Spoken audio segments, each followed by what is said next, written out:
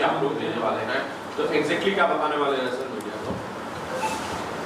23 दिसंबर शनिवार को 18वां Bhojpuri film award संपन्न होने जा रहा है अथर्वा कॉलेज मलाड वेस्ट में। जैसे कि आप लोग को पता है, आप लोग के माध्यम से ही पूरे देश में, पूरे दुनिया में भोजपुरी फिल्म अवार्ड्स के माध्यम से, आपके माध्यम से लोगों तक ये चीज़ें पहुंची है। 2005 में प्रथम भोजपुरी फिल्म अवार्ड्स की स्थापना की गई थी। दिलीप साहब, सायरा बानू जी, गोविंदा जी, कुमकू जी, इनके कर कमलों द्वारा जो लैंप जलाया गया था, आज वो जलता आ रहा है आज तक, जो 18 वर्ष पूर्ण करने जा रहा 23 दिसंबर को।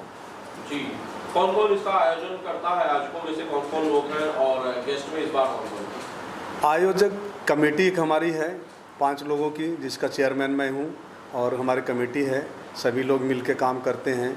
और रहा गेस्ट की बात, मैं हमेशा, आपने देखा है कि हिंदी इंडस्ट्री, टेलीविज़न इंडस्ट्री के या पॉलिटिकल बड़े बड़े दिग्गज इस अवार्ड समारोह में हमेशा रहे हैं, बट मैं फोकस करता हूं भोजपुरी इंडस्ट्री के लोगों के ऊपर ही, जिससे मेरी इंडस्ट्री तभी बड़ी होगी। हम अदर लोगों को साथ जुड़ेंगे तो हमारी इंडस्ट्री बड़ी नहीं हो पाएगी। तो मैं फोकस करता हूं कि अपने इंडस्ट्री के लोग ही उपस्थित रहें। सारे लोग उपस्थित रहते हैं और सपोर्ट करते हैं। किन किन कैटेगरीज में कितने अवार्ड दिए जाएंगे?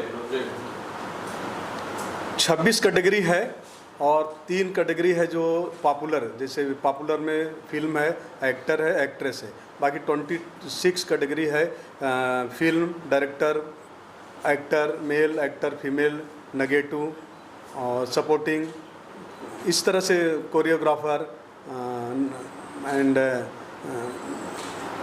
नवोदित कलाकार, सिंगिंग मेल, सिंगिंग फीमेल, इस तरह 26 कैटेगरी है। जी। और सर 18 साल हो गए इस अवार्ड शो को, सर अप्स एंड डाउन्स बहुत सारे आए होंगे। अगर इस जर्नी के बारे में हमारी ऑडियंस को कुछ बताएं कि 18 साल की ये जर्नी कैसी रही, और बहुत बड़ी बात है 18 साल तक किसी अवार्ड शो का होना, अगर कुछ शेयर करना चाहे सर उस बारे में। नहीं, आपका सवाल बड़ा अहम है। जब हमने 2005 में इसकी शुरुआत की तो आज भी उस मंजर, उस पल को लोग याद करते हैं। जैसे कभी रंजन जी ने वही बात कर रहे थे कि वो 18 साल पहले जो 2005 में जो उत्तर भारतीय समाज के यूपी बिहार के लोग, दिलीप साहब, सायरा बानू जी, गोविंदा जी, ये लोग ऐसा नॉर्मल व्यक्ति की तरह बैठे रहे। हजारों की तादाद में जितनी दूर नज़र जाती थी गोरेगांव स्पोर्ट्स क्लब में लोग नज़र ही आते थे। ये सिलसिला काफ़ी 10 साल तक चलता रहा जब हम ग्राउंड में करते थे। रहा उतार चढ़ाव की बात, इंडस्ट्री में न तो एक चैनल था, ना तो कोई, बहुत सारी बातें हैं। जो उत्तर प्रदेश, बिहार से बिलोंग करते थे वो लोग इस भाषा को सपोर्ट करते थे, पेपरों में छापते थे, ज़रूर कोशिश करते थे जितनी उनकी चलती थी। मैंने वो दौर देखा है। तो मीडिया के लोग बड़ा सहयोग रहा, जो नॉर्थ इंडिया के लोग थे। हमने देखा मराठी जी, मराठी, गुजराती और सब पंजाबी, सारी चैनलों ने, जी न्यूज़, आज तक, ये वो सारे चैनलों ने कई वर्षों तक बड़ा सपोर्ट किया। और आज देख रहे हैं कि हमारी इंडस्ट्री में 8-10 चैनल हो गए और सारे लोग महत्व देने लगे। 3 मेंबर ऑफ पार्लियामेंट हो गए, बहुत सारे विधायक हो गए, मिनिस्टर हो गए। तो अच्छा लगता, खुशी होती है। और हमारे इंडस्ट्री के लोग, मैं वो दौर देखा 2005 में, किस तरह से कलाकार अपनी संघर्ष करके चीज़ों को आगे बढ़ाने के प्रयास में लगे थे। आज हमारे कलाकार दूसरों की मदद कर रहे हैं, तन मन धन तीनों से, तो बड़ा खुशी होता है। और उतार चढ़ाव की बात रही, एक बार आंधी आई, इसके बाद भी हमने आप लोग की ब्लेसिंग से 1 महीने के बाद सेम डेट में किया। एक बार बरसात आई, तब भी हमने 1 महीने के सेम डेट में किया। मतलब पीछे नहीं मुड़ा। हमारे पास स्पॉन्सर थे या नहीं थे, इसके बावजूद भी हमने कोशिश किया कि भोजपुरी फिल्म इंडस्ट्री के सम्मान को बरकरार रख सकूं, और वो आप लोग एक ब्लेसिंग से वो बरकरार आज तक है। एक बार कहीं न कहीं पॉलिटिकल शिकार भी हुए थे उत्तर भारतीय, उस समय भी बहुत बड़ी तूफान थी पूरे प्रदेश में। उस समय लोग सोच नहीं सकते थे। देश का होम मिनिस्टर श्री प्रकाश जायसवाल जी थे और कैबिनेट मंत्री सुबोध कांत सहाय जी थे। लोग कहते थे विनोद तुम करोगे कैसे, लेकिन प्रभु की कृपा थी, बहुत शानदार तरीके से अवार्ड फंक्शन हुआ और समाज में एक मैसेज गया, प्रदेश में एक मैसेज गया कि शांत का माहौल है, अच्छा माहौल है। उस माहौल में अवार्ड फंक्शन हुआ जब लोग घर से निकलना पसंद नहीं करते थे। ओके विनोद जी, तब शायद इतने ज़्यादा अवार्ड शोज नहीं होते रहे होंगे या ना के बराबर होते रहे होंगे, इक्का दुक्का होते रहे होंगे। लेकिन आजकल साल भर में मैं देखता हूँ कि 20 अवार्ड शोज होते हैं, अलग अलग लोग करते हैं। ऐसे में आपको लगता नहीं है कि जो अवार्ड शोज के प्रति पॉपुलैरिटी है इनकी वो थोड़ी सी कम हो गई है? नहीं, आपका सवाल जो है मैं किसी पे प्रतिक्रिया नहीं देना चाहूँगा, बट हमने हमेशा प्रयास किया कि अपनी गरिमा, अपनी भाषा, अपनी फिल्म इंडस्ट्री की गरिमा को बरकरार रखूं। बहुत बड़े बड़े अमाउंट, बहुत बड़े बड़े लालच हमारे पास आए, सबको पता है। अब नाम नहीं ले सकते सार्वजनिक रूप से, लेकिन इंडस्ट्री के लोगों को सबको पता है। लेकिन इस अवार्ड को न खरीद सका कोई, ना इसको किसी प्रकार का दबाव बना सका। रहा दूसरे लोगों की बात, तो सब अवार्ड बहुत सारे हो रहे हैं, सम्मान समारोह बहुत सारे हो रहे हैं। हमारे यहाँ एक सिस्टम है, चाहे मेरा खुद का फिल्म हो, चाहे मेरा बेटा क्यों न हीरो हो, यदि तो अगर वो क्राइटेरिया में है, रेस में है, रेस में जीतता है तो पाएगा, नहीं है तो नहीं पाएगा। किसी लालच से, किसी दौलत से या किसी प्रकार से इस चीज़ को कोई खरीद नहीं पाया, तभी मैं आज 18 वर्ष पूर्ण कर पाया हूँ। ये मैं समझता हूँ कि मेरा मंच नहीं है, ये सब पूरे समाज का मंच है और गार्ड द्वारा स्थापित मंच है, ऐसा मेरा अपना मानना है। और वो हम बुरे से बुरे परिस्थितियों में भी सफल होते हैं। क्यों होते हैं? कहीं न कहीं ईश्वर की कृपा है।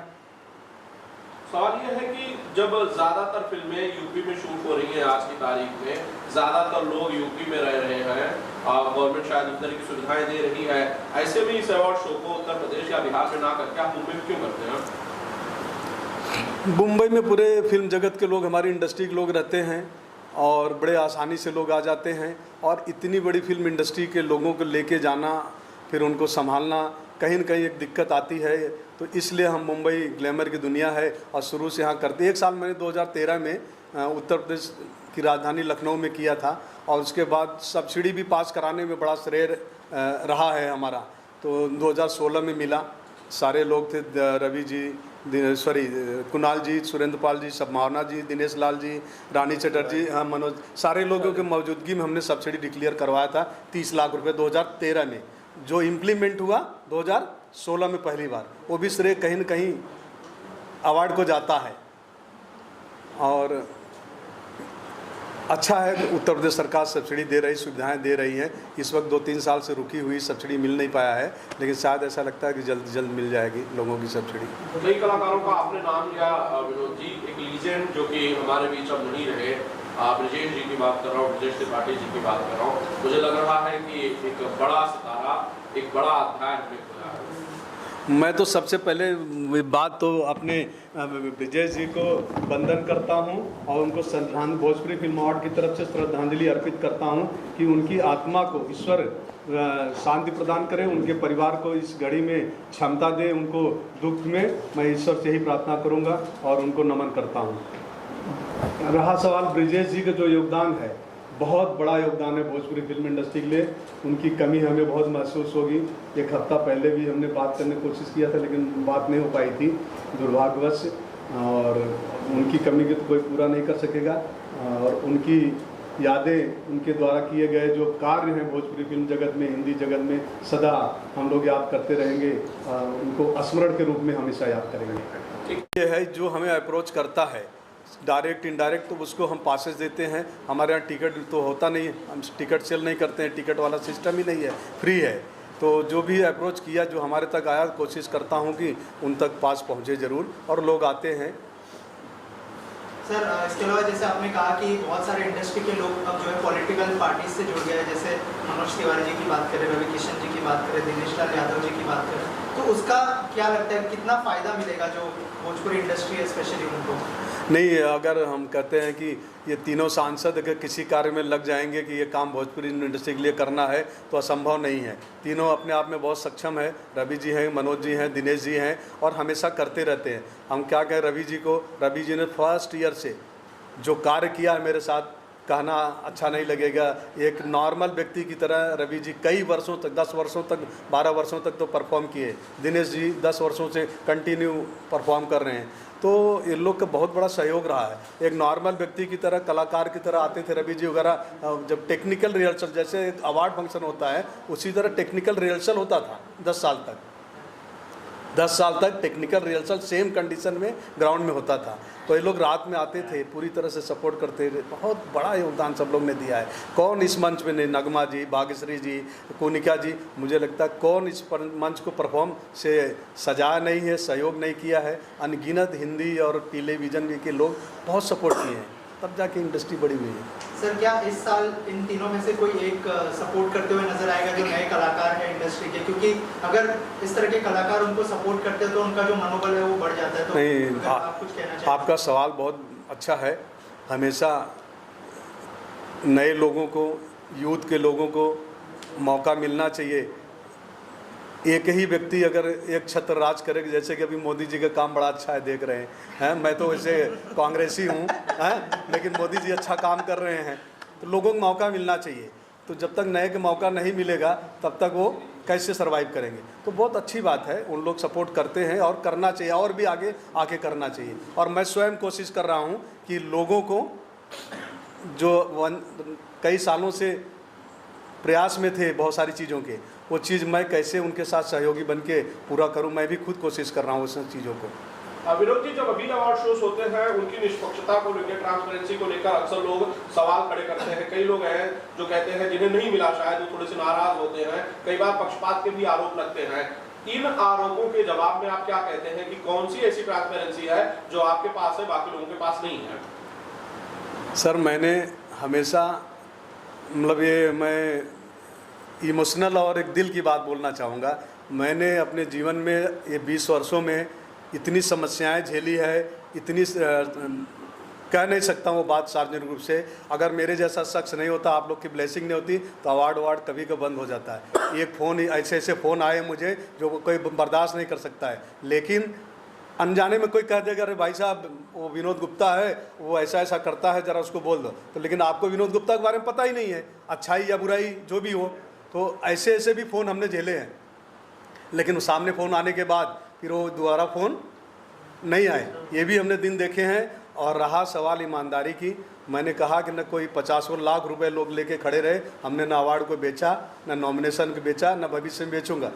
अगर ऐसा दिन आएगा तो मैं उसको बंद कर दूंगा, लेकिन ये काम नहीं करूंगा। कौन धमका रहा था आपको? नहीं, कोई धमका नहीं रहा था। मोहब्बत में, कौन कर रहा था?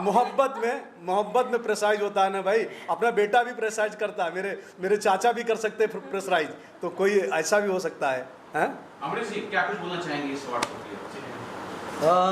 सबसे बड़ी खुशी की बात यही है कि मैं विनोद सर के अवार्ड में परफॉर्म कर रहा हूं, और कई सालों से मैं इस इंडस्ट्री में हूं, और मैं बहुत अपने आप को खुशहाल मानता हूं कि जब ये मंच मुझे मिलता है तो मुझे वो ताकत और शक्ति मिलती है कि मैं उसका बखान नहीं कर सकता।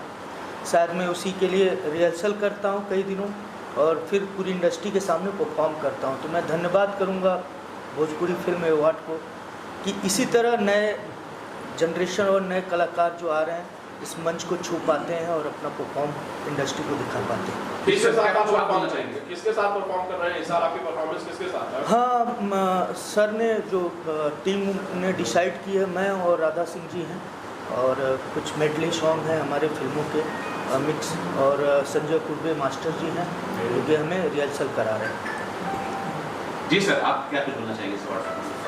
अवार्ड तो मैं काफ़ी साल से अवार्ड करता हूँ विनोद सर का, और ये मंच तो छोटा मुँह बड़ी बात बोलूँगा मैं। बाकी जो मंच, जो ये अवार्ड का जो है, अभी सर ने मुझे बोला मास्टर जी आप जो न्यू जनरेशन है, जैसे अमरीश भाई है, शायद है, न्यू जनरेशन को अपनी चांस देना है, और इनको कब अपन सपोर्ट करेगा। तो अभी हम लोग सब न्यू जनरेशन के जैसे भी आ रहे, जो अभी न्यू कमल लड़की, जो न्यू कमल हीरोज़ हैं, तो उनके साथ हम लोग तो पहले से हम लोग दिनेश जी, पवन जी, केसारी, रवि किशन, हमारे मंच में कौन नहीं किया, सब दिग्गज हमारे आइकॉन लोग ने किया। फिर अभी ये बच्चे लोग कर रहे हैं, तो और ये ऐसा मंच है विनोद सर का, मुझे कोई चीज़ के लिए कोई कमी नहीं करता, मुझे फ्री छोड़ा। मास्टर जी आपको जो करना है कर। मुझे जब बहुत अवार्ड का ऑफर आता, मास्टर जी मेरा अवार्ड करके दो, जैसा विनोद जी का करता है वैसा हमारा भी करके दो, तो मेरे को वो मज़ा नहीं आता। मतलब फिर वो इस समझ में आता है क्या हो रहा है क्या नहीं, तो इसके लिए मैं बहुत कम ही करता हूँ। मुझे पता करना है तो नंबर 1 अवार्ड करना है तो मज़ा आता है। इंडस्ट्री को कौन नहीं जानता हमारे विनोद गुप्ता सर को। राधे राधे। जी राधे राधे। सबसे पहले तो आप सभी को प्रणाम करना चाहूँगी और क्या बोलूँ, जैसे कि सर ने बोला कि न्यू कमर्स को मौका मिलता है, तो ये बात बिल्कुल सत्य है। बिकॉज ऑफ मैं भी जब इंडस्ट्री में आई थी तो सबसे पहला मौका सर ने ही दिया था मुझे परफॉर्म करने का, और मैंने परफॉर्म किया भी और सभी को पसंद आया, सभी ने प्यार दिया। सर ने कोरियोग्राफ किया था और मतलब कि एक होता है ना कि हम नए नए आए थे तो बड़ी घबराहट रहती है, पर ऐसा मुझे हुआ नहीं क्योंकि इतना सपोर्ट और इतना प्यार मिला। तो मैं यही कहूँगी जो भी यहाँ पर जितने भी शब्द बोले गए हैं सत्य है, और जिसको भी अपने जीवन में कुछ प्रयास करना तो यहाँ पर ज़रूर आए और आपको मुकाम ज़रूर मिलेगा। और क्या ना संजय भाई हमारे भोजपुरी समाज के लिए विनोद जी करता है टाइम कर्फ्यू हमारे भोजपुरी माँ हमारे समाज के लिए, और अच्छा लगता है ये सब सर जो करते हैं और बहुत जेन्युइन करते हैं, बहुत दिल से करते हैं। उनके जो भी अवार्ड होता है बहुत माइंड ब्लोइंग और सच्चा अवार्ड होता है, बाकी काफ़ी होता है हम किसी के बारे में एक्चुअली मैं रोकूंगा, ये अवार्ड तो है ही है, लेकिन हम कलाकारों के लिए एक परीक्षा होती है और मुझे ऐसा लगता है इस अवार्ड में आने के बाद मैं उस परीक्षा का एग्ज़ाम दे रहा हूँ जो कि मुझे रिजल्ट मिलेगा और आप लोग देते हैं रिजल्ट और खुशियाँ मिलती हैं कि इस अवार्ड को फिर एक साल हम उसी तरह मेहनत से इस अवार्ड के लिए तैयारी करते हैं। तो सच में एक अंदर से बहुत ही प्रफुल्लित उमंगें और तरंगें निकलती हैं, इसलिए मैं इस अवार्ड के साथ हूँ और सदैव मेहनत करूँगा कि आने वाले समय में अच्छे अच्छे अवार्ड मैं भी अचीव करूँ और पाऊँ। बाकी तो हर हर महादेव। सबसे पहले नमस्कार, प्रणाम। मैं हूँ अप्सरा कश्यप और सभी भोजपुरी दर्शकों को मेरी तरफ से प्रणाम।